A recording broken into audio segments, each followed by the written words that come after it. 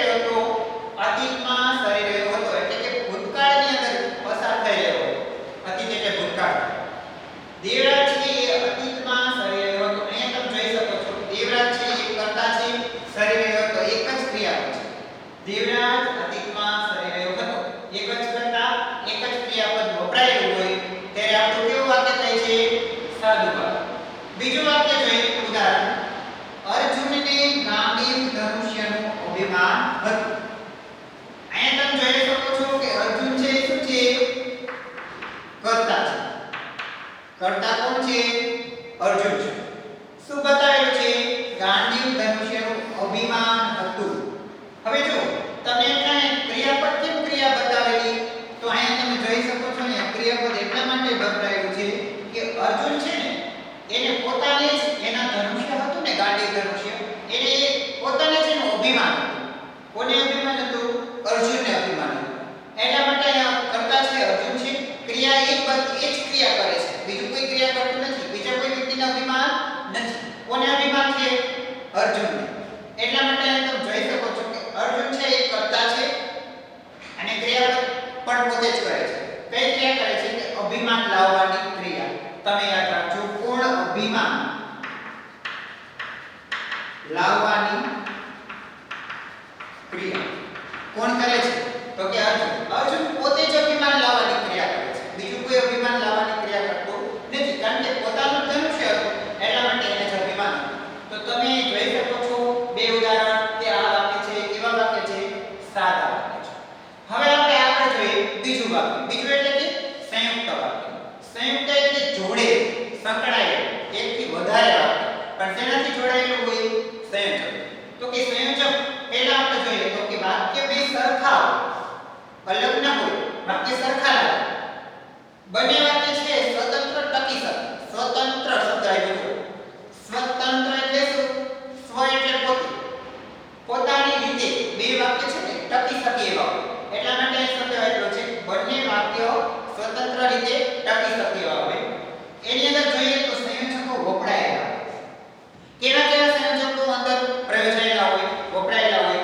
તો અહીંયા જોવો છો ને, અને, તથા, છતાં પણ ક્યારેક ભેગું પણ આવે અને ક્યારેક અલગ પણ આવે છે. એટલા માટે મેં અલગ મૂકેલો છે કે, કારણ કે, નહીંતર, વળી, તેથી, એટલે વગેરે.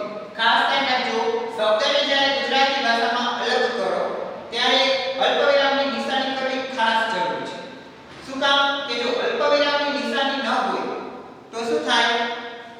તો છે ને આપણા નામ છે જુદા થતા નથી. માનો કે કોઈ પણ વિદ્યાર્થીના નામ લખવા તો આપણે બધા વિદ્યાર્થીના નામ લખવા હોય સળંગ લીટીમાં, તો વચ્ચે શું કરવું પડે? અલ્પવિરામ મૂકવું પડે. જો અલ્પવિરામ ન મૂકી તો આપણે વાક્ય રચનાની દૃષ્ટિએ શું થાય કે વાક્ય છે ને એ બધા વ્યક્તિનો એકમાં જ સમાવેશ થઈ જાય, કે એક વ્યક્તિના એકથી વધારે નામ છે એવું સાબિત થાય. એટલા માટે વાક્ય રચનાની જ્યારે આપણે વાત કરતા હોય ત્યારે અલ્પવિરામ મૂકવું ખાસ જરૂરી છે. એટલા માટે અમે જોવો છો તમે ને, અને, તથા, છતાં પણ, કે, કારણ કે, નહીંતર, વળી, તેથી, એટલે વગેરે. છેલ્લો શબ્દ આવે ત્યારે પછી વગેરે શબ્દ મૂકો ત્યારે અલ્પવિરામ મૂકવું પડતું નથી, કારણ કે વગેરે હવે આમાં બધા સમય ગયા. તો અહીંયા તમે જોઈ શકો છો કે ને, અને, તથા, છતાં પણ, કે, કારણ કે, નહીંતર, વળી, તેથી, એટલે આવા સંયોજકો જોડાયેલા હોય ત્યારે આપણું વાક્ય છે એ કેવું બને છે? સંયુક્ત. ઉદાહરણ જોઈએ. બ્રાહ્મણ ખૂબ જ વિદ્વાન હતો પણ તેના પુત્રને ભણવું ગમતું નહીં.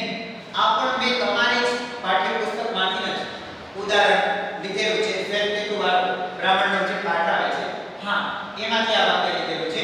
તો અહીંયા જુઓ તમે, બ્રાહ્મણ છે ખૂબ જ વિદ્વાન હતો. વિદ્વાન એટલે પંડિત, ભણેલો, સારો એવો. બ્રાહ્મણ ખૂબ જ વિદ્વાન હતો, પણ અહીંયા તમે જોઈ શકો છો આ પણ શબ્દ છે એ શું છે? સંયોજક છે. એનાથી આ બીજું વાક્ય જોડાયેલું છે. આ વાક્ય કેવું છે? પહેલું વાક્ય છે, આ બીજું વાક્ય છે. અને કયા શબ્દથી જોડાયેલું વાક્ય છે? તો કે પણ શબ્દ. તો અહીંયા જોઈ શકો છો કે બ્રાહ્મણ છે એ બ્રાહ્મણ કરતા છે, ખૂબ જ વિદ્વાન હતો, તેના પુત્રને ભણવું ગમતું નહીં. હવે ક્રિયા અહીંયા બતાવેલી છે. આ ક્રિયા કઈ ક્રિયા બતાવેલી છે? કે ભણવું ગમતું નહીં, ભણવાની ક્રિયા બતાવેલી છે. કોના પુત્રને ભણવું ગમતું નહીં? તો કે બ્રાહ્મણ છે એ તો ખૂબ જ વિદ્વાન હતો, પંડિત હતો, કાસ્ય ભણેલો હતો, પરંતુ એના પુત્રને ભણવું ગમતું નહીં. આપની આ વ્યાખ્યાની અંદર વાત કરીએ તો દીવા પાછળ અંધારું એના જેવું છે કે બ્રાહ્મણ છે એ તો ખૂબ જ વિદ્વાન હતો, પંડિત હતો, પરંતુ એના પુત્રને ભણવું ગમતું નહીં. એટલે તમે જોઈ શકો છો કે આ જે પણ શબ્દ છે ને, આ પણ એ બે વાક્યને જોડવાની ક્રિયા બતાવે છે. કયા બે વાક્ય? તો કે ઉપર અને નીચે બે સાદા વાક્ય. બ્રાહ્મણ ખૂબ જ વિદ્વાન હતો. આ પહેલું વાક્ય સાદું વાક્ય થઈ ગયું. કેવું વાક્ય થઈ ગયું? સાદું. કારણ કે કોઈ ક્રિયા, એક ક્રિયાને એક જ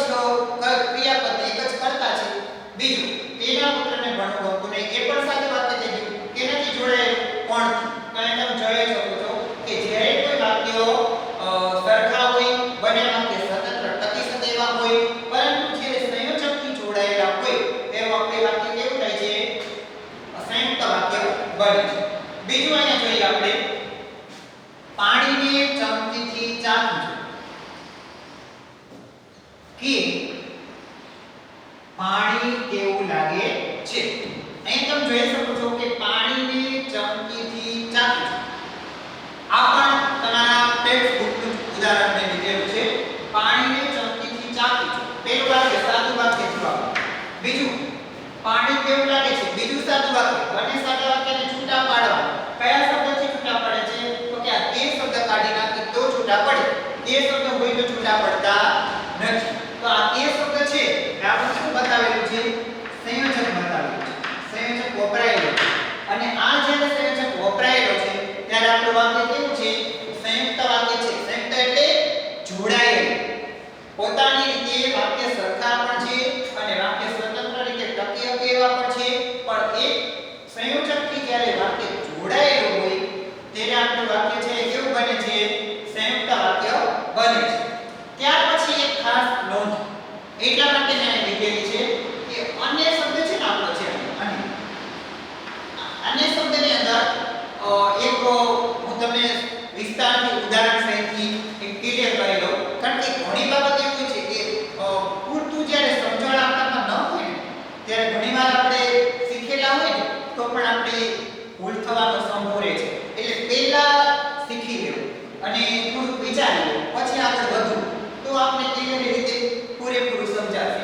કારણ કે અન્ય શબ્દ છે ને એટલા માટે હું તમને ચોખવટ કરું છું. ઉદાહરણ મેં લખેલું છે કે સંયુક્ત વાક્યનું ઉદાહરણ છે. સંયુક્ત છે પણ અલગ છે. પહેલું મેં લખેલું છે કે મારી પત્નીના મનમાં ગુસ્સાના અને આશ્ચર્યના ભાવ જાગૃત થયા. અહીંયા તમે જોઈ શકો છો કે વાક્ય અન્યથી જોડાયેલું છે. પણ આમાં કોઈ જોઈ શકો છો કે વસ્તુ, વ્યક્તિ કે સ્થળ અન્યના સંદર્ભમાં વપરાયેલું નથી. કેમ નથી વપરાયેલું? કારણ કે જો મારી પત્નીના મનમાં ગુસ્સાના અને આશ્ચર્યના ભાવ જાગૃત થયા. તો હવે આ બે વાક્યને આપણે સાદા વાક્યમાં છૂટા પાડવા હશે તો કેવી રીતના છૂટા પાડીશું? કેવી રીતના કરીશું? કારણ કે જો તમે કે મારી પત્નીના મનમાં ગુસ્સા અને આશ્ચર્યના ભાવ ભેગા થયા. તો ગુસ્સો અને આશ્ચર્ય છે ને એક કોઈ સ્થળ નથી, વસ્તુ નથી કે કોઈ વ્યક્તિ નથી, પણ એક ભાવ છે. શું છે? એક ભાવ. હવે ગુસ્સો કેવો હોય એ આપણે બહાર તમે જોઈ શકો છો કોઈ વ્યક્તિના મનમાં કે જ્યારે ગુસ્સામાં હોય વ્યક્તિ, આશ્ચર્યમાં હોય, આશ્ચર્ય નવાઈમાં હોય તો એ ભાવ ગુસ્સો અને આશ્ચર્ય, ગુસ્સા અને આશ્ચર્ય આ બેના ભાવ છે. બંને એક જ છે. ભાવ લાવવાની ક્રિયા છે. ભાવ બતાવેલો છે. કોઈ વસ્તુ નથી, કોઈ વ્યક્તિ નથી કે કોઈ સ્થળ નથી. એટલા માટે અહીંયા હું તમને આવું ઉદાહરણ એટલા માટે લીધું છે કે મારી પત્નીના મનમાં ગુસ્સાના અને આશ્ચર્યના ભાવ ભેગા થયા. તમે જોઈ શકો છો, ઓળખી શકો છો કે આ સંયુક્ત વાક્ય છે કારણ કે અહીંયા આપણે અન્યથી જોડાયેલું છે. પરંતુ ડિટેલમાં તમને ખબર પણ નથી કે આ વાક્યને જ્યારે એમ પૂછે કે સાદા વાક્યમાં છૂટા પાડ તો તમે કેવી રીતના પાડશો? મારી પત્નીના મનમાં ગુસ્સાના અહીંથી અટકી જશો તો આપણું સાદું વાક્ય થશે નહીં થાય. કારણ નહીં થાય કારણ કે કંઈ ખબર પડતી નથી, કોઈ અર્થ નીકળતો નથી. બીજું આશ્ચર્યના ભાવ જાગૃત થાય. શું? કેવી રીતના? નહીં થાય. તો આટલા માટે અહીંયા હું તમને ચોખવટ કરી લઉં છું કે આને વાક્ય લખવું હોય તો કેવી રીતના લખાય? તો કે આવી રીતે મારી પત્નીના મનમાં ગુસ્સાના અને આશ્ચર્યના ગુસ્સાના અને આશ્ચર્યના ભાવો જાગૃત થયા. આવું આપણું વાક્ય લખેલું છે. બરાબર? તો હવે એને આપણે સાદા વાક્યમાં લખવું હોય તો મારી પત્નીના મનમાં ગુસ્સાના ભાવો જાગૃત થયા. અને બીજું એનું વાક્ય આ રીતે લખાય મારી પત્નીના મનમાં ગુસ્સાના ભાવો જાગૃત થયા. આપણું કેવું વાક્ય બન્યું? સાદું વાક્ય. જોઈ શકો છો તમે ઉપરનું જ વાક્ય મેં લખેલું છે મારી પત્નીના મનમાં ગુસ્સાના અને આશ્ચર્યના ભાવ ભેગા થયા. હવે આને હંમેશા આપણે હટાવી દેવાનું છે. તો આપણે સાદું વાક્યમાં બનાવવું હોય તો કેવી રીતના બનશે? તો કે મારી પત્નીના મનમાં ગુસ્સાના ભાવો જાગૃત થયા. બરાબર? આ એક સાદું વાક્ય. એ જ રીતે બીજું તમે મારી પત્નીના મનમાં આશ્ચર્ય. અહીંયા કયો શબ્દ આવશે? આશ્ચર્ય. કારણ કે બે શબ્દ છે ને ગુસ્સો અને આશ્ચર્ય. આશ્ચર્યના ભાવો જાગૃત થયા. તો આપણે બે વાક્ય કેવા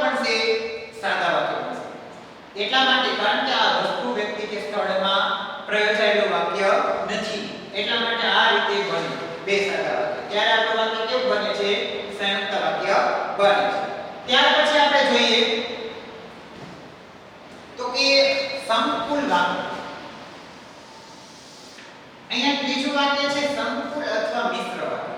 હવે પહેલા તો અહીંયા સંકુલ શબ્દ આવ્યો એટલે હું તમને થોડું ડિટેલમાં માહિતી આપું કે સંકુલ શબ્દ કેમ વપરાય. તો આપણે જોઈ શકીએ તો કોઈ પણ સ્કૂલનું નામ, માનો કે આપણી સ્કૂલનું નામ વલ્લભી વિદ્યાપીઠ સંકુલ, તો સંકુલ શબ્દ કેમ વપરાય? તો સંકુલ શબ્દ એટલા માટે વપરાયેલો છે કે 1 થી 8 એટલે કે પ્રાથમિક ધોરણ, પછી 9 અને 10 એટલે આપણું કયું ધોરણ? માધ્યમિક, અને 9 અને 10 માધ્યમિક, 11 અને 12 કેવું આવશે? હાયર સેકન્ડરી એટલે કે ઉચ્ચતર માધ્યમિક. બરાબર? તો અહીંયા તમે જોઈ શકો છો સંકુલ શબ્દ, કારણ કે આપણે જ્યારે સ્કૂલ જે છે જે ચાલે છે ટ્રસ્ટીઓ દ્વારા, એ સ્કૂલની અંદર કેવા વિભાગ છે? તો કે પ્રાથમિક પણ વિભાગ છે, માધ્યમિક વિભાગ પણ છે અને ઉચ્ચતર માધ્યમિક વિભાગ પણ ચાલે છે. તો એકથી વધારે વસ્તુ છે, પ્રાથમિક, માધ્યમિક અને ઉચ્ચતર માધ્યમિક. આ ત્રણ વસ્તુ જ્યારે એકથી વધારે વસ્તુ જ્યારે ચાલતી હોય, કોઈ બતાવી હોય, તો એના માટે જ્યારે શબ્દ છે એ સ્કૂલ માટે કયો શબ્દ વપરાય છે? સંકુલ. સંકુલ શબ્દ વપરાય છે. તો અહીંયા સંકુલ અથવા મિશ્ર વાક્ય, એમાં શું હોય? બંને વાક્યો સ્વતંત્ર રીતે ટકી ન શકે. યાદ રાખજો, પહેલામાં કેવું હતું? સંયુક્તમાં બંને વાક્યો સ્વતંત્ર રીતે ટકી શકતા, પણ આમાં બંને વાક્ય છે સ્વતંત્ર રીતે ટકી શકતા નથી. એક વાક્ય છે એ મુખ્ય હોય અને બીજું વાક્ય કેવું હોય? ગુણ. ખાસ ધ્યાન રાખજો, સંકુલ વાક્ય છે એ સંયુક્ત જેવું જ છે, પણ એમાં જે સંયોજકો વપરાય છે એ કેવા છે? થોડા અલગ કર્યા છે. એટલા માટે બંને વાક્ય સ્વતંત્ર રીતે ટકી શકતા નથી. પોતાની રીતે કોઈ વાક્ય ટકી ન શકે. એક વાક્ય છે એ મુખ્ય બતાવેલું છે, મુખ્ય ક્રિયા છે, બીજું છે એ ગુણ છે, બીજું વાક્ય મહત્વનું નથી. તો અહીંયા તમને એક જસ્ટ રીતે ઉદાહરણ તરીકે યાદ દેવડાવો તો કે જો મને ગરમી થાય છે તો અને તો જ હું પંખો ચાલુ કરું છું. હવે આમાં તમને કઈ ખ્યાલ આવ્યો? તો કે હા, કારણ કે એક વાક્ય છે મુખ્ય છે કે જો મને ગરમી થાય છે. હવે મને ગરમી થતી હોય તો તમને બધાને થતી હોય, ભાઈ મને ગરમી થાય તમને ન થાય એવું પણ ન હોય. એટલે પહેલું વાક્ય છે એ મુખ્ય વાક્ય છે કે જો મને ગરમી થતી તો અને કોઈ પણ બીજું વાક્ય કોણ છે? કારણ કે તો અને તો પંખો ચાલુ કરો એવું ના હોય, કારણ કે બધા માટે લાગુ પડે છે. તો આ સમજવા માટે થયું. તો અહીંયા જોઈ શકો છો મેં ઉદાહરણ લીધેલું છે, એ પણ તમારો 18નો પાઠ આસુબીનો ઉચાર એ પાઠમાંથી અહીંયા મેં વાક્ય મૂકેલું છે. કેવું વાક્ય મૂકેલું છે? જો જ્યારે દેવરાજ કેમ્પના સ્ટેશને ઉતર્યો ત્યારે સૌપ્રથમ તેને તેની બાની યાદ આવી. અહીંયા તમે જોઈ શકો છો કે જ્યારે દેવરાજ કેમ્પના સ્ટેશને ઉતર્યો, કેમ્પ એટલે પડાવ થયો. દેવરાજ છે ને જ્યારે પોતાનું કેમ્પના સ્ટેશને ઉતર્યો ને ત્યારે સૌપ્રથમ પહેલા એને કોણ યાદ આવ્યું? તેને તેની બાની યાદ આવી. જોઈ શકો છો બંને વાક્ય સ્વતંત્ર રીતે ટકી ન શકતા. એક વાક્ય મુખ્ય બતાવેલું છે, બીજું વાક્ય કેવું છે? ગુણ છે. કારણ કે અહીંયા જ્યારે તમે જોઈ શકો છો કે જ્યારે શબ્દ વપરાયેલો છે કે જ્યારે દેવરાજ કેમ્પના સ્ટેશને ઉતર્યો. દેવરાજ કેમ્પના સ્ટેશને ઉતર્યો આપણું સાદું વાક્ય થયું છે, પરંતુ અહીં જ્યારે શબ્દ મૂક્યો છે પછી ત્યારે, જ્યારે અને ત્યારે. જ્યારે દેવરાજ કેમ્પના સ્ટેશને ઉતર્યો એ મુખ્ય બાબત છે, ત્યારે સૌપ્રથમ એને એની બાની યાદ આવી. ત્યાં સુધી યાદ આવતી નથી. જ્યારે દેવરાજ કેમ્પના સ્ટેશને ઉતર્યો ત્યારે એને સૌપ્રથમ એની બાની યાદ આવી. તો અહીં જોઈ શકો છો જ્યારે અને ત્યારે આવા જ્યારે સંયોજકો વપરાયેલા હોય ત્યારે આપણું વાક્ય છે કેવું વાક્ય છે? સંકુલ અથવા મિશ્ર વાક્ય બને છે. બીજું જોઈ શકો છો તમે ઉદાહરણ તરીકે અહીંયા જેમ શરૂઆતમાં મેં મૂકેલું છે, જેમ ભગવાન મહાકાલ કરાવે. આ ભગવાન મહાકાલ કરાવે એ આપણું કેવું વાક્ય છે? સાદું વાક્ય છે. તેમ આપણે કરવું અથવા કરીશું. જોઈ શકો છો કે આ બીજું વાક્ય છે એ પણ સાદું છે. આ પહેલું અને આ બીજું, આ બે વાક્ય સાદા છે, પણ એને આપણે જો સંયોજક જોડેલા છે ત્યારે આપણું આ સંકુલ વાક્ય છે, સંયુક્ત નથી. કારણ કે જ્યારે ત્યારે, જેમ તેમ, જો તો આવા બધા જે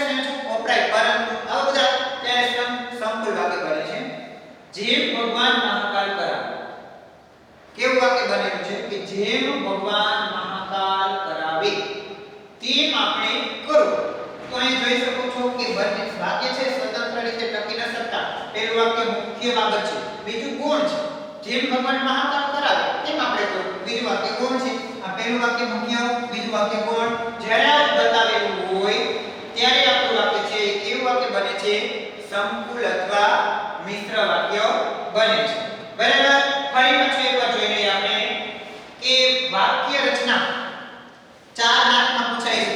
કેવી રીતના પૂછાય છે કે સંયુક્ત અથવા સંકુલ વાક્યને સાદા વાક્યમાં ફેરવો અથવા તો સાદા વાક્યને સંયુક્ત અથવા સંકુલ વાક્યમાં ફેરવો. તો તમે અહીં જોઈ શકો છો કે સાદા વાક્યમાં ફેરવવું હોય તો શું કરવું પડે? તો કે સંયોજક હોય એ કાઢી નાખવા પડે અને જ્યારે સંયુક્ત કે સંકુલ વાક્ય હોય એને સાદા વાક્યમાં ફેરવવું હોય ત્યારે આપણે સંયોજકો છે એ ઉમેરવા પડે. માનો કે અહીં જોઈ શકો છો તમે દેવરાજ અતીતમાં સરે રહ્યો હતો. આ સંયુક્ત વાક્ય નથી, સાદું વાક્ય છે. એને સંયુક્ત વાક્ય બનવું હોય તો આપણે સંયોજક જોડવા પડે. તો અહીંયા તમે જોઈ શકો છો મારી પત્નીના મનમાં ગુસ્સાના અને આશ્ચર્યના ભાવ જાગૃત થયા. હવે આને સાદા વાક્યમાં બદલા મેં એટલા માટે બદલા તમને ધ્યાન આપવા માટે. તમને એવું પણ પૂછાય કે આ વાક્ય સંયુક્ત આપેલું છે એને સાદા વાક્યમાં ફેરવો તો તમારે આ રીતે સંયોજક કાઢી એને સાદા વાક્ય બનાવી દેવાના. અથવા એક રીતે ઊંધું પૂછે કે સાદા વાક્યને સંયુક્ત વાક્યમાં પૂછો ત્યારે જે તમે આ સંયોજક કાઢી લીધો છે અને એને અન્ય સંયોજક છે એ ઉમેરવાનો છે. અહીંયા જુઓ 3 વાક્ય રચનાની દ્રષ્ટિએ આપણા કેટલા પ્રકાર પડે છે? 3. કયા કયા 3 પ્રકાર? તો કે સાદું વાક્ય, સંયુક્ત વાક્ય અને સંકુલ વાક્ય.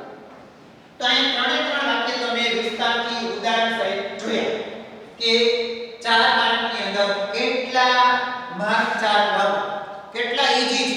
પરંતુ જો પૂરેપૂરું વિસ્તારથી ઉદાહરણ સહિત તમે જો સમજેલા હશો તો તમને આ 4 માર્ક લાવવા માટે કોઈ પણ જાતની તકલીફ પડશે નહીં. 2 માર્કમાં સાદા વાક્યમાં ફેરવો એવું પૂછે છે અને 2 માર્કમાં કેવી રીતના પૂછે છે કે સંયુક્ત અથવા સંકુલ વાક્યને સાદા વાક્યમાં ફેરવો અને સાદા વાક્યને સંયુક્ત અથવા સંકુલ વાક્યમાં ફેરવો. તો મિત્રો તમે જોઈ શક્યા આપણે આજે અભ્યાસ કરેલો સાદું, સંયુક્ત અને સંકુલ વાક્ય. આ જે આપણે અભ્યાસ કર્યા તો એના ઉપરથી હવે હું તમને આજના હોમવર્કની અંદર 5 વાક્ય સાદાના, 5 સંયુક્તના અને 5 સંકુલ વાક્યના વાક્યો તમારે 5 5 5 એટલે કે કુલ ટોટલ 15 વાક્ય બનાવવાના. પણ 15 માં 5 સાદા, 5 સંયુક્ત અને 5 સંકુલ. કુલ ટોટલ 15 વાક્ય હોમવર્કમાં દરેક વિદ્યાર્થીએ લખો. કારણ કે આવું તમે જ્યારે કરશો ને તો તમને વધારે ડિટેલમાં ખબર પડશે કે આપણા જે વાક્ય છે એ ક્યાં ભૂલ છે કે શું છે. તમારી રીતે તમારા જે નવનીત છે એની અંદર આપેલા છે તો તમે જવાબ જોયા વગર તમારે 5 વાક્ય એટલે 15 વાક્ય લેસનમાં હોમવર્કમાં લખવાના છે. ઓકે.